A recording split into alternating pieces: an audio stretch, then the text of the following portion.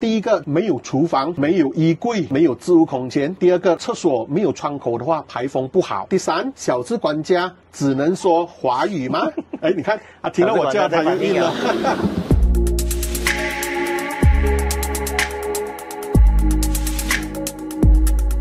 嗨，大家好，欢迎回到什么频道？今天我们又回到来了塞伯加亚这个太空舱这一边。那为什么今天会特地回来这边再拍多一次呢？很感谢我的上一个太空舱的那个视频反应是非常的好，世界各地都有人在观看，然后也有很多人问各种各样的问题。那当然，其中一个最多人问的问题，也是最多人不满意的，就是我没有在那一个视频里面说到价钱，所以呢，今天就来这里跟大家解说一下。最主要呢，我也是尊重 BN 的意思。通常做生意的话，对于一些产品尤其是新的产品，一般上我们不会透露太多关于价钱的细节先。我指的我们就是一般上我们有去做生意的人，很多人我们都明白到这一个道理，或者说这一个策略。在销售界我们有一条规条，就是叫做 The less you tell, the better。 因为当我们有时候给了所谓太多的资讯了过后呢，我们的潜在客户会觉得我知道的够多了，那么他们就可能当下就会立刻做一个决定，这个东西是不适合我的。这样子的话对商家是很不公平的，或者说对客户本身也是一个很可惜的。因为只是通过视频短短的几分钟，或者是通过我们的几句话，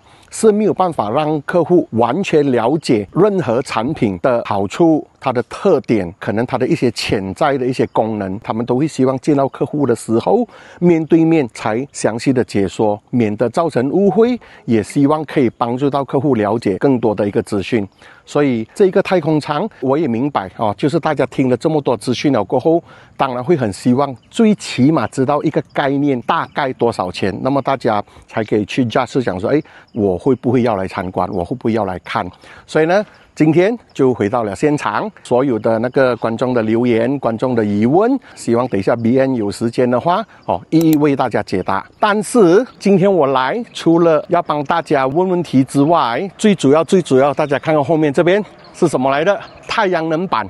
所以今天的主题其实是BN 他邀请我来，是因为太空舱大家听到哇冷气很冷，或者是要把它拿来当成咖啡做任何用途都好，大家一定会想到这样子的话我长期开着冷气，那么电费不是很贵咯？很多人会觉得如果有 solar panel 就 perfect 了。所以呢，今天的这集视频就是我要来拍他们让太空舱如虎添翼，装上太阳能板，就基本上解决了一个最大的问题，就是电费。那现在我们就带大家去看一看它的整个安装 solar panel 的过程，以及解答上一集视频观众们所提到的问题。 Let's go。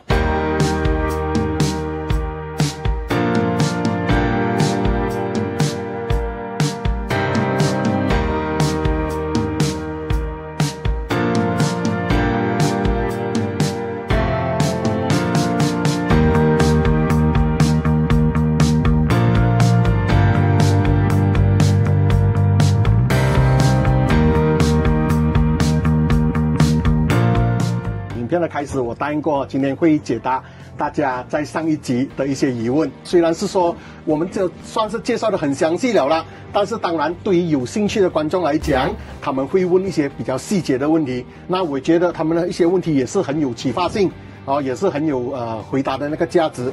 那么我们当然第一个就单刀直入，就直接问价格。嗨，各位好，我是 BN 很开心回到PandaJason的这个频道，所以我们看到他的第一个 YouTube 一个 video 一出现就爆红了。对，我们也没有想到那个反应会那么好对，就是谢谢各位的支持，谢谢那针对那边最多人问的问题就是多少价钱 ？OK， 那其实我们的款式有8个款，我们的价位呢，从最小那一台呢是币116千起，到这个200千左右。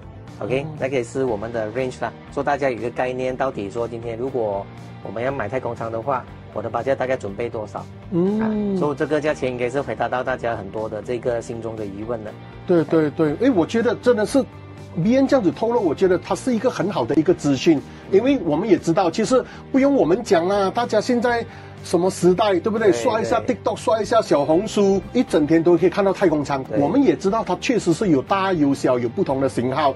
对不对？那我觉得在这个 range 对我来讲，我一听到的时候，我不觉得贵。第一集的时候我们讲了嘛，我们买东西我们不是看价钱，是看价值。对，你给什么样的钱，你得到什么样的东西。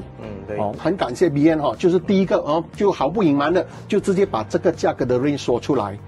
对，那我们觉得我们买每一样东西都有我们的需要。第一集 BN 很好的跟大家分享了太空舱它的可能性，做cafe、做民宿、做 meeting room， 放在果园旁边。等等这样子的东西，对，好，那我觉得好了，今天就是这一个价格，希望真的能够解决大家的疑问。当然了，上一集是我的错，我没有讲明，大家还有更详细的那个问题想要询问，在影片的下方那个 description 那边，我是有放BN 的那个 WhatsApp 链接，他们的联络方式 IG、Instagram 我全部都有放的大家可以去联络 BN， 他们绝对会很好的为大家解答。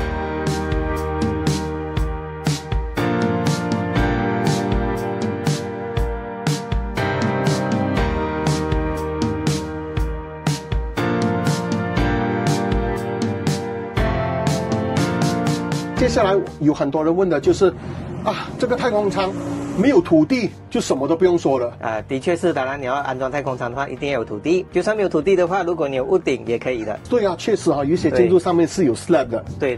当然你要看你的建筑的架构能不能支撑这个几吨重的东西啦。所以 BN 它也是提供这个 option 这样子。对但是关于这一点我也是要说一下毕竟上一集的影片一开头，我为什么会来接触太空舱？就是因为我有土地就是因为我们兄弟姐妹买了一个空地。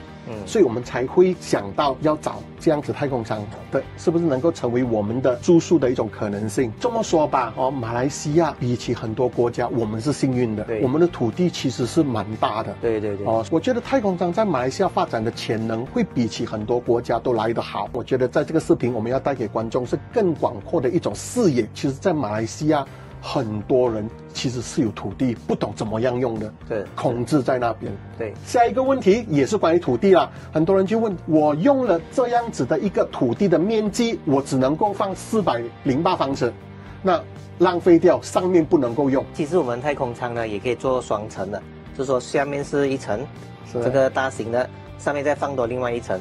所以我们整个只要做那个 structure 出来支撑第二台的太空舱在上面就可以了。就是说，如果在马来西亚你们的客户有这样子的需求，你们也可以帮他们搞点到完。Yes， 可以，因为我们是那个 CIDB 的Certified G7 Contractor。真的，我所讲，买东西跟谁买很重要啦。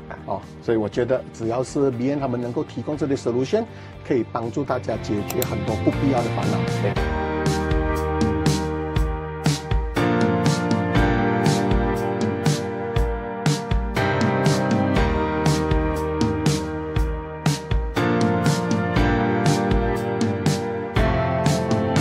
那么接下来呢，关于天气，很多人问的台风、地震、水灾。当然啦，如果是那种大自然的灾害来到人类的面前，不管你多么好的 structure， 我们人类还是显得很渺小，那个是无可否认，那种是属于天灾嘛。那我们本身的这个太空舱呢，是设计能够抵抗这一个大概8级的地震跟大概10级的台风。所以马来西亚是没有到这么严重，不过当然有时候在吉隆坡，你看狂风暴雨来的时候，风吹的是很大。是。那对于这个太空舱来说，它其实是可以的，没问题，你们可以放心。在国外一些有地震、有台风的国家，我觉得我们没有资格去帮其他的国家来回答。对。但是刚才BN讲的是他们的那个规格，对，他们确实有信心可以有这样子的抗风的那个能力。但是毕竟我们现在讲的是马来西亚，那我觉得我们只需要负责任的说，在马来西亚的情况，我觉得就很好了。讲到这边PandaJason 的 YouTube 的 channel 很厉害因为去到其他的国家也有来 WhatsApp 我，包括一个在秘鲁都有来 WhatsApp 我，马来西亚人嫁过去那一边，槟城人来的。对。那就是重调，当然我们不是卖神器，什么自然灾害都不用怕，不是这个意思，只是说我们有一个基本的条件呢，能够抵御这一些天灾。这个就是我 respect 他们的地方，BN 他没有夸大其词不能夸大其词。对，我们是实在的，我们把实在的情况带给观众，其实它就是这样子而已。对的。对，那当然我要补充一下关于水灾哈，也有一些人提到啊，那水灾怎么办？那我觉得我们也是要公平一点讲啊，水灾这个东西是全世界都会发生，我们马来西亚的水灾啊，大家知道也不少。对不对？真的水灾来的时候，我们不能够讲水灾的严重的程度，但我能够说，哎，起码这个太空舱它本身的要求就是有一个浮定了的，对不对？比起我们一般上的排污，我们其实已经升高了那几扯。当然，我们不是说水灾完全没有问题，我们不知道水灾它的上升的程度真的很高。洪水灌进来，那个我觉得它不关太空舱的事，它是任何就好像是说大自然的灾害是任何人都无法避免的。对，啊，我们只能够这样子讲啊，希望大家是以开明的态度看待这件事情。讲到这个点，我又有2个想法。第一个呢，如果说你的那个地方是水灾的黑区的话呢，基本上我们在建造的时候，那个浮定你做高一点，做6尺或者甚至8尺这么高，这个是能够保护。当然也是可以卖给就是水灾地区的人有一个庇护所嘛。对，这是第一点哦。对。第二点就是因为我们的太空舱也是属于绿色产品，因为我们的建筑材料原材料呢都是 certified 绿色，比如说我们用的 aluminium 啊、钢啊，在生产的过程当中呢已经是被绿色认证了。再加上今天我们在装的这个太阳能电板，因为我们都是要倾向绿色能源，然后是 ESG compliance， 所以这边刚好又能够带到一个重点，带出这个课题啊。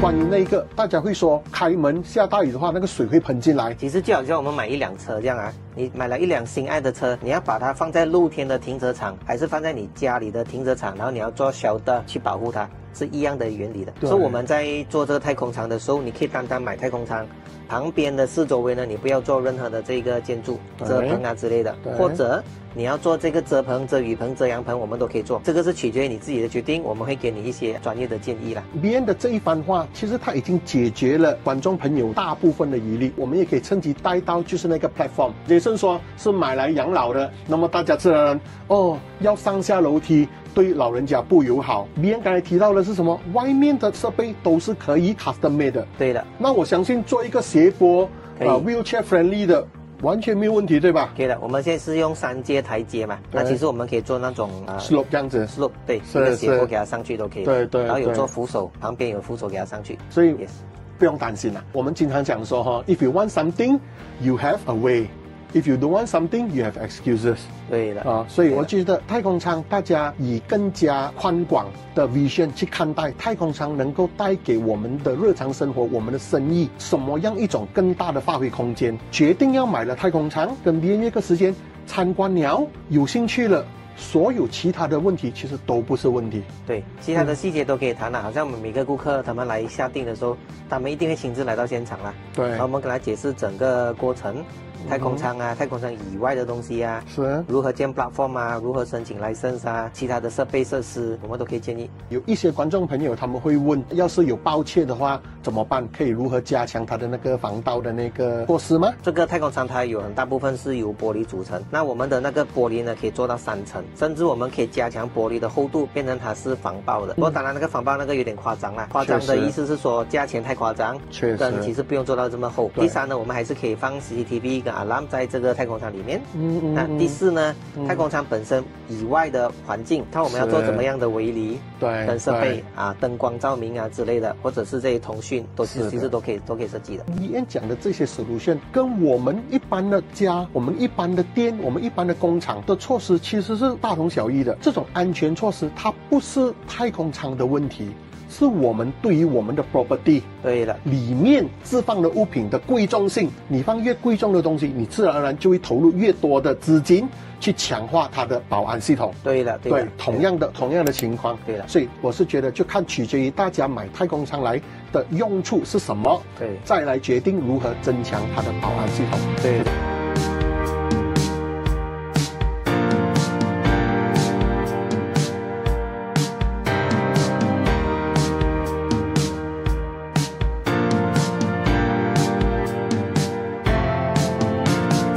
接下来我们就来说一说关于它的构造。第一个就是说没有厨房、没有衣柜、没有置物空间。然后第二个他说，要是厕所没有窗口的话，排风不好。第三，小资管家只能说华语吗？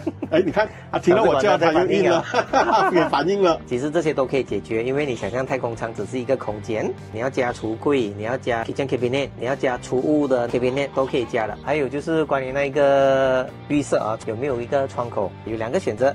现在如果你不做那个东西的话，我们里面有一个抽风机了的。第二个呢，如果你要再加窗口的话，也可以，我们也是可以帮你做。总之，你就把太空舱当做是一间屋子，你要去改它的那个，就是里面的 interior， 我们都可以做到。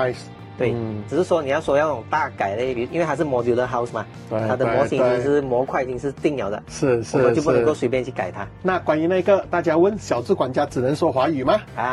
所以呢，通过 PandaJason 的channel找到我们的客户呢，我们帮你 free upgrade。OK， 他能够讲华语，他也能够听英文。2种语言，太好了，太好了。OK，PandaJason 来的 channel 的顾客，我们都给这个 free upgrade。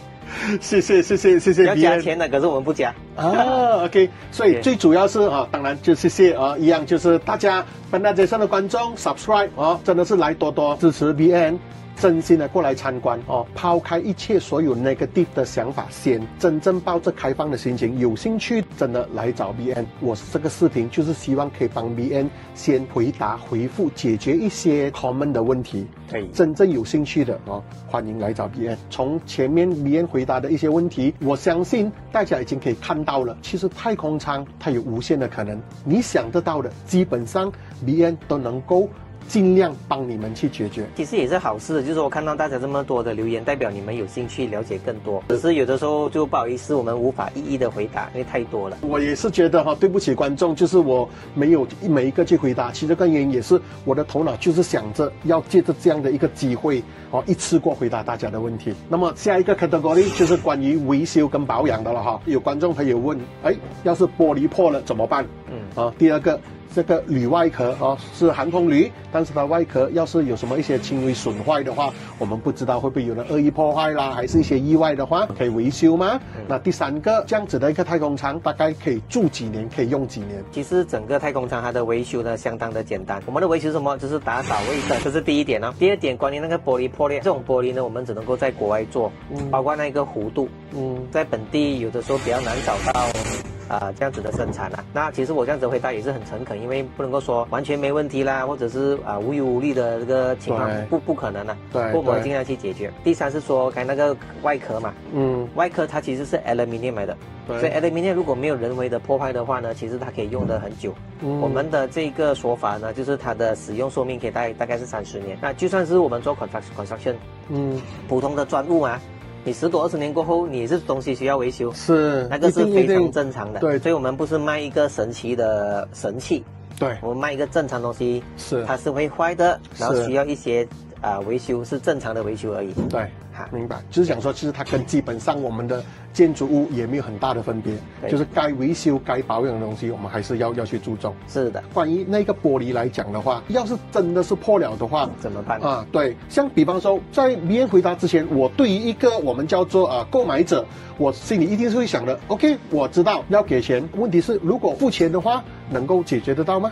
可以的，我们只是需要金钱跟时间2个东西罢了。因为我们要在国外定制这样子的客制化的玻璃形状，运来马来西亚装，那些人工方面完全没有问题。所以到最后问题能够解决吗？答案是可以，我们只是需要时间。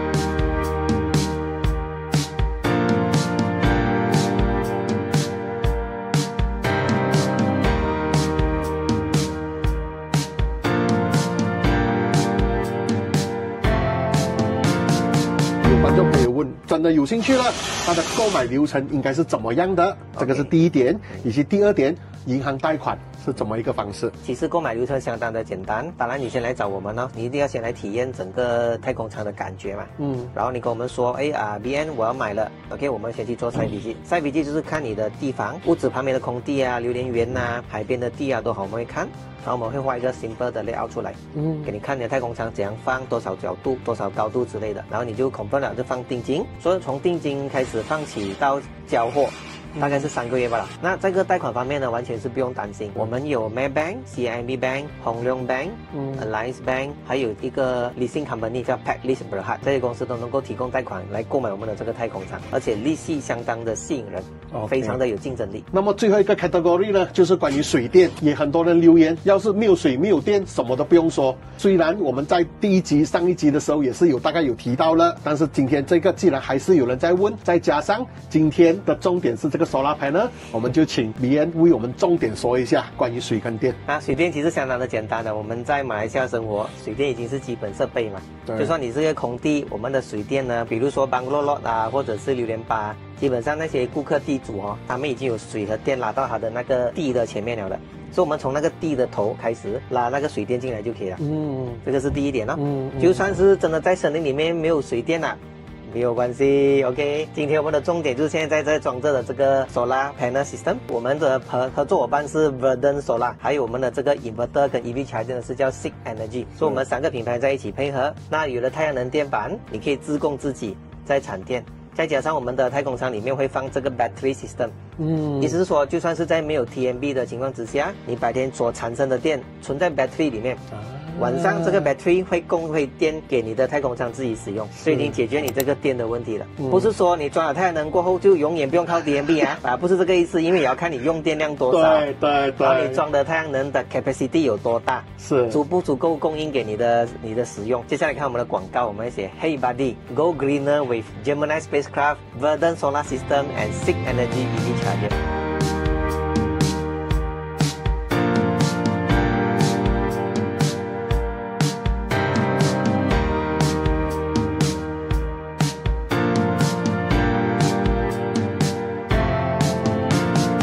后面就是 BN 特别安排的一辆 EV 是 Mini Countryman S。那因为 Solar Panel 安好了过后，他们同时也安好了一个EV Charger， 所以现在也演示给大家看一下，就是你的太空舱如果是安装了 Solar Panel 过后，甚至可以充你们的 EV。我们不敢说我们很大，或者是最厉害的，不是这个意思。我们可以讲说我们是最诚意、最实际，提供最好的服务。我们卖的是安心。比如说我们的客户因为大多数买的都是比较有能力的顾客，所以他们其实也不要去烦这么多细节。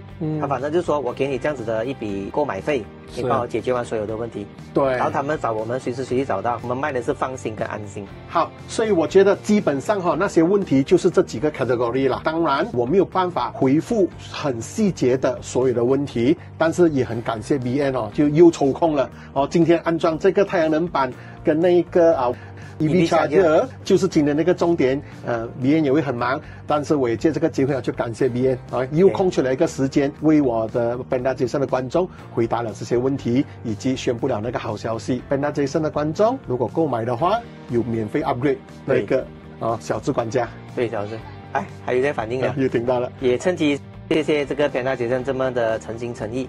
那我们没有夸大其词，我们给的是最实际的答案，让顾客了解什么能做，什么不能做。其实我觉得做生意最重要就是这一个诚恳。好，就谢谢各位，感谢PandaJason的粉丝们，给PandaJason一个大大的 like、subscribe 跟 share 出去，让他的这个channel爆。那因为 BN 他也是很忙，我也趁着现在补充一下，比方说关于那些法律的问题的话，我也不希望给到大家不清不楚的那个解说，造成误会，鼓励大家亲自联络 BN 上门来参观了过后，详细的跟他了解。那我相信这个是对大家最好的回复。大家看看，由于那一边上面是有天窗的，所以他们在安装 Solar Panel 的时候呢，就避免遮住那个天窗。这样子安装是非常聪明的，因为有一个好处是，除了不会遮到天窗之外，这边这样子伸出来，还可以当作是入口的一个遮阳跟遮雨的 structure。当然了，这个只是他们在这一边使用的这个 option。如果是大家买太空舱是有个别的用途的话，那个 solar panel 要怎么样安装，可以根据你们到时的需求去安排。趁着现在吃饱了过后，我就抓了 Verdant Solar 他的负责人Mr. Day， 他们的 Marketing and Branding Manager， 趁着他有空的时候，快点抓他回来一下，因为我相信观众朋友对于 Solar Panel 也是很好奇、很多疑问的，对吧？那么今天趁着 Mr. Day 也在这边，就可能由他为我们解答一下关于 Solar Panel 大家有兴趣的问题。那或许有考虑在自己的家或者是自己的店面啊等等工厂要安装 Solar Panel 的人，就可以多多了解一下。我也会把 Mr. Day 的联络方式放在影片的下方，大家还有什么疑问，随时可以联络他们。那我相信关于这个 Solar Panel 的话，大家第一个一定是永远是要知道价钱。那么我们可能就问一下，通常安装 Solar Panel 在马来西亚会是在多少的一个 price range 里面？所以我们的价钱是会看你的电费跟着影响。所以比如说你的电费是200、300、400、500，所以我们就会安装不同的 system size 给你们。然后不同的 system size， 它的 range 是大概17,000到40,000左右。当然你还要看你的屋顶能不能承受到这样大的压力，还有多大的面积，还有没有被 shading area 的影响到，还是被任何 orientation 影响到。所以会有种种的现象。所以还是你需要了解的话，你就需要问我们的 consultant， 让我们更了解的去做一个 site survey， 一个 free site survey， 他会飞一个无人飞机到你的家，然后做一个 site survey， 帮你们做 for free 的。我相信很多人会问，这样真的是可以省得到电的吗？几时可以回本？当然是可以省到电的，平均是可以省到大概300到大概1000亿左右的那个电费。所以看你的 system size， 我本身都是一个安装了的，在我家，所以我现在其实给的是零电费了。大致上如果要回本的话，平均来讲，在马来西亚大概4年到6年你就可以回本了的。因为政府有一个政策叫做 NEM， 它是给你用 TNB grid for free， 然后你可以用10年。你早上 generate 多了的话，你不需要有一个 battery to store 那些 energy， 它就会直接放去TNB grid， 然后你晚上用的时候，你就可以直接使用了，1对1回本。是的，现在那个回本率是很快的，尤其是现在越来越多人买 EV 卡。如果讲到以前，大家头脑可能只会想到就是省一点冷气啊，现在单用来 charge EV， 我觉得这是一个很好的 option。没有错所以你的电费越贵，你的那个 return on investment 就会越快。讲到明了，用越多电的人越值得，这样子的感觉。下一个问题，关于安装 solar panel， 我们马来西亚政府有什么 subsidize 啊，有什么回扣吗？这样子的东西没有？所以政府其实帮助我们很多。其实在去年的3月的时候，他们 introduce 了一个 solar lease rebate， 就是他会给你一个4000块，你只要一安装好太阳能板，他就会给你一个4000块回扣，一次性回扣。但是这个很不幸的，在今年的4月30号已经是完了。但是没关系，希望政府还会再推出更多给我们。还有一个叫做 NEM， 刚才我所谓的那个 NEM 的 energy metering， 所以这个东西也是刚刚在6月30号的时候刚刚完了。所以我们现在还在等着最新消息，还要再看政府有没有给予新的方式或者方向给我们。Meanwhile， 我们有一个 backup plan， 就是我们会用 battery system 来帮你们安装 for 太阳能，所以你根本就不需要用 TNB grid 了。所以你只要有安装任何多余的电费，它都会进去你的这个 battery system， 你可以自己用。所以就当 blackout 的时候或者没有电的时候，你还可以自己 self sustain， 你还可以有电。那接下来的问题呢，很多人会问，马来西亚有时候会有雨季，对吗？每一天天阴阴的，如果是下雨天的话，它会影响供电吗？如果是下雨天还是阴天的话，其实它还是会有 generation of solar energy 的。所以它是怎么样？它就是比较少一点，但是还是会有。比如说你7点起来就看到太阳开始升起，它就会有开始 generate 了。所以可能在中间可能1-2点它下雨的话，但你想象一下别的小时还是别的天它还是 full energy 的。所以到最后它加起来，它整年来讲，因为马来西亚都是一个很大太阳的一个国家，所以我们其实是很 advantage 的。我们算了大概如果一整年下来，每一天大概会有3.4小时，我们会有sun peak hour， 我们叫sun peak hour， 所以它就是 total generation of 那一整天的了。所以凡事都有两面大家 complain 马来西亚很热，但是赤道国家对于 solar panel 是个非常友好的一种国家来的那因为 Mr. Day 也是很忙啦，我也不要问太多问题，那就趁着现在就问最后一个问题，就是像这一种整个 solar panel 的话，它的寿命大概是多久？人家会觉得会不会很容易坏呀？会不会是一下子要换新的以及它的 maintenance 是怎么样？维修会很高吗？我们请 Mr. Day 说一下，一个 average 的那种寿命 for 一个 solar panel 大概是20到25年左右所以其实我们可以用很久。所以maintenance其实很多人会有误会，就是以为maintenance 其实很贵很麻烦，每一年都要，但是其实只需要2年一次，而且一次大概是500到700左右，是 it depends on 那个行情。大致上你只要2年一次的话，我们会上去那边 clean， 然后会帮你 check 你的 generation 那些。说为什么要维修，还是为什么要去 check 呢？是因为你可能2年后你可能会有灰尘在上面，然后弄到脏，可能会有一点点 damage 的话，然后我们就会帮你 clean， 然后帮你 check 看是不是好的，然后它就可以full generation 回来啊。当然每一年它会有少一点点的那种 generation， 就是少大概1到2%，但是到最后它其实还是一个很好的一个投资，就是到最后可能一年才只是1-2%的 drop， 但是它以后也是很好的。像刚才我有拍整个安装过程，有包括了安装它的 frame， 拉它的那个线，然后最后那个太阳能板才吊上去安装，对吗？那么我想请问一下，你指的那个30年是想说30年过后他们要有怎么样的一个心理准备呢？这30年过后，其实我们就要看它到底的 generation 还好不好。如果其实它 generation 还是好的话，那你就可以继续用了，是没有问题，因为它的装备全部都已经是被装好了。所以如果真的是那个 performance 可能没有这样好了，但你当然可以换新板，你就 have to recycle 你那个旧板去换一个新的板，这样你就可以有回full generation 了啦。因为你那些拉电那些全部 structure 已经有了，只要电那些没有问题，然后你的 inverter 还是好好的，这样你可能要换那个 inverter 也可以换，但是那个价钱当然是可能比较低一点了那个时候。对，就是到时才看状况，对了，对不对？到时候有什么需要换的才换。对 ，OK， 好了，那真的是非常谢谢 Mr. Day， 谢谢你真的是百忙之中也给我这样子抓来，这样子给我问几个问题。那我相信对于观众朋友的疑问也是能够有一个很好的解答。大家对于 solar panel 有兴趣的尤其是现在有 EV 又大热天，电费又调整了的情况之下，有兴趣的那个 Mr. Day 的联络我会放在影片下方，大家尽管联络他。好，我相信 Mr. Day 会很乐意回答大家的问题。好，那今天也拍得差不多了，那还是再次感谢 BN 他知道今年有安装这个 solar panel， 就问我有没有兴趣来拍一拍。那我想到也好，因为毕竟我整理好了大家所有的疑问大家的每一个留言我都有看，那我就问 BN 这些问题能不能够借着今天的这个拍摄就解答一下，帮大家解决心里的疑惑。那也很开心别人很爽快的就答应下来。那大家也看到 OK， 就是 solar panel 确实在众多的问题除了第一个那个价格之外，那第二大家关心的问题确实就是电跟水。那说到水的话呢，可能大家被我第一集一开头的时候我说我是因为我们兄弟姐妹买了一块地，我们想要看看太空舱能不能够取代我们原本自己建屋子的替代方案。我一开头的那一番言论确实会让大家把这个太空舱只是单单纠结于合不合适住人，以及老人家住有阶梯的话不方便。那么刚才我们也回应了大家关于这一方面的那个问题，我现在就不重复了。只是我想说的就是，我们常说你要的话你有1000个方法，你不要的话你有10000个理由。也就是想说，对于看到太空舱它的潜能对，就是太空舱能够拿来当什么？当民宿当餐厅，当会议室，当货舱旁边的一个operation room 等等等等，它的商业价值能够带来多大的商业价值？我相信真正看到这一点的人，他不会去纠结于很多一些小小的问题，比方说一个很有趣的。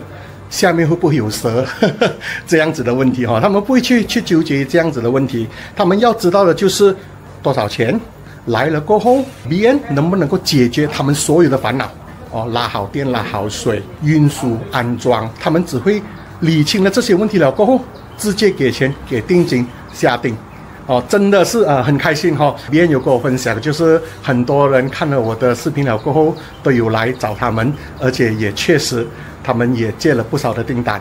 所以还是那一句想要买的人就有1000种方法去解决他们要的问题。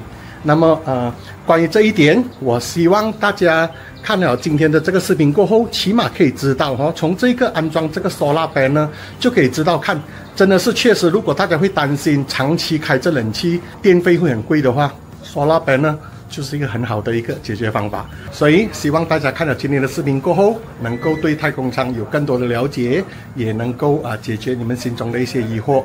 最后我想跟大家分享一下，从这个太空舱第一集大家的回馈不只是视频底下的留言，还有我遇到的人他们所问我的问题等等，就让我更加想要重启我的那个跟观众们谈话的那一个心。如果有看回我之前的视频你们可以知道，其实我真正想做的是借由YouTube 这个平台去跟孩子讲话。那经过这一个过，我也是觉得确实对于新的科技、新的产品、新的 idea， 我们人类很容易就是先抱有负面的想法、负面的情绪，就先批评。而我们也知道键盘上打几个字是很容易的，但是我们可以问问我们自己，在我们给予负面的评价之前，我们是不是能够尝试一下正面的去思考，尝试一下，不管是我在我的视频，还是任何的博主、任何的发言所带出来的信息里面，我们是不是能够选择看到正面的那一面？所以呢，我刚才讲到重启，就是我是打算开一个新的单元叫做熊猫咖啡座，跟大家分享一些好的咖啡厅。可能拍一下他们有的一些美味的蛋糕啊、面包等等，找个幽静的环境坐下来，跟大家聊一聊时事，聊一聊新的科技，聊一聊人性。我希望大家除了看我吃、看我分享这一类科技类的东西，也多多支持。到时候如果是有看到你们有兴趣的话题，也欢迎点开来看一看。如果是喜欢的话，也多多帮我按赞，帮我分享。这对我是一个很大的鼓励。那今天的视频就拍到这里，一样对于太空舱有兴趣的人 ，OK， 如果你们还是觉得有什么是不满的，还是觉得有很多负面的一些想法的话，不妨还是继续在底下留言我会尽量的为大家找答案。好，那如果喜欢我的影片，欢迎订阅、点赞、分享。那我们下次再见啦，拜拜。